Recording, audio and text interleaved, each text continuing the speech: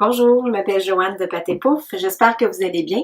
Aujourd'hui, je vous présente une capsule sur les produits colorantiques et je vais vous montrer comment faire votre propre teinture à partir d'un glacis translucide.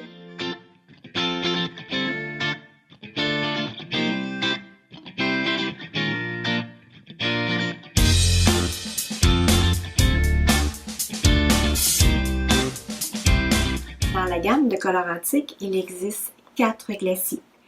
3 qui sont déjà teints et un translucide. Si je vous explique un petit peu les teints, vous pouvez vous en servir comme couche de fond, comme une base, soit sur un bois brut.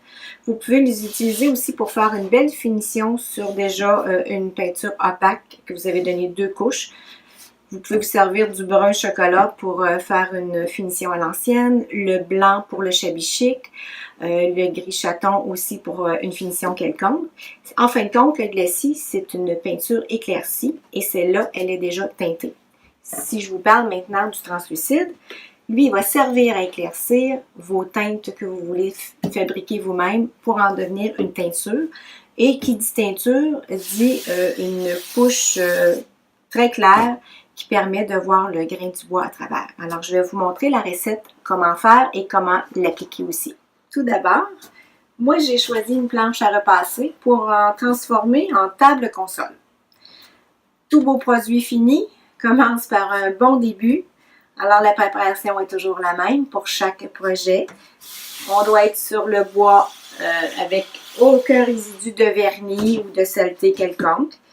Et je vous ai préparé la recette qui est toujours la même.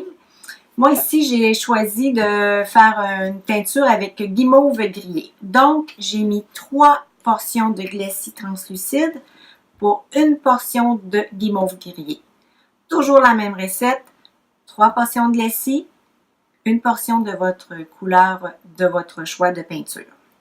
On mélange le tout ici et on applique avec un pinceau sur le projet.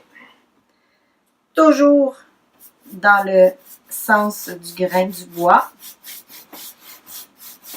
La teinture s'applique très bien. Je repasse un petit peu sur mes premières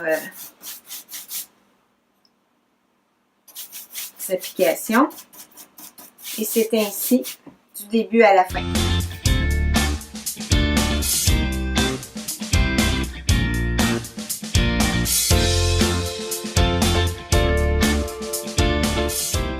J'ai terminé l'application du glacis.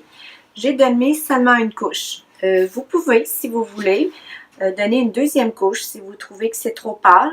Vous laissez sécher un petit peu, puis vous réappliquez une autre couche mince. Vous pouvez aussi travailler avec un petit linge humide si vous voulez uniformiser votre teinture ou que ce soit plus foncé à certaines places ou plus pâle. C'est toujours possible.